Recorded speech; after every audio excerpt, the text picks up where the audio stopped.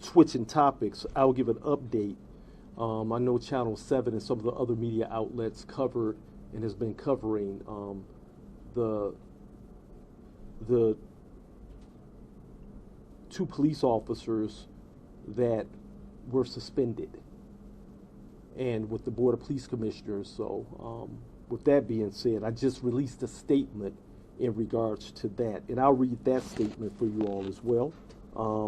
Last night, the Detroit Board of Police Commissioners took an extraordinary step to unanimously vote to suspend without pay for 30 days the 2 DPD officers who violated longstanding departmental policy. I'll say this: policies are meant to provide structure and limits for officers to protect them and citizens alike. When policies are not followed, whether in this matter or DPD's non-pursuit policy, it puts the community at risk. I support the actions of the Board of Police Commissioners as the ultimate discipline for these officers. The board had the opportunity to review all the video and consider all the facts and circumstances of their decision.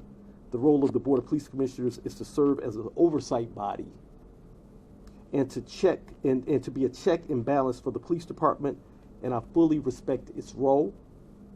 Therefore, I am satisfied with the board's decision, and I will not be pursuing termination of these 2 officers. This incident should make it clear, however, that I, as chief, will continue to vigorously enforce DPD policies. Decide not to go ahead with the firing? The board, looking at the totality of the circumstances after the board reviewed the video, they're my oversight board, and as I respect their roles and their opinions, and when they issued or agreed to suspend the officers for 30 days without pay, I thought that was sufficient. I support them, and I'm satisfied. Can you address the fine line? You guys have talked about federal partnerships and the value of crime in the right direction and how it has worked here. But yet, obviously, it's a public trust issue. It's a number of things, and it's a fine line to walk. I don't know what this does as far as maybe reiterating a review of policy, or maybe it reaffirms it, or how would you characterize basically the challenge of walking the line on this particular issue with the volatility of ICE right now? Just like you can see, we would not have the suspect in custody with the triple homicide without our federal partners. And so we have FBI, ATF, DEA just recently did a major drug bust with the DEA and other partners in the area of 6 Mile and John R. Took a major violator off the street.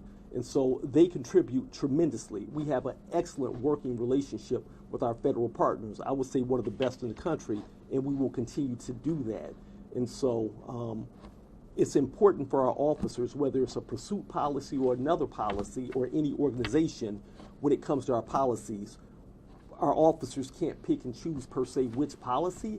And so we all have to walk that fine line and follow the rules, policies of our organization. And so it's always areas where we can look to tweak, improve, and revise current policy. But as the policy stands, we have to follow those policies.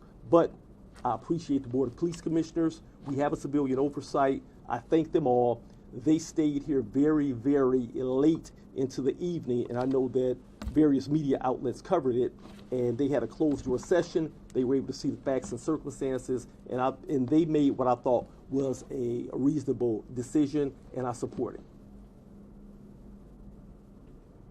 Thank you very much. Thank you all. Thank you.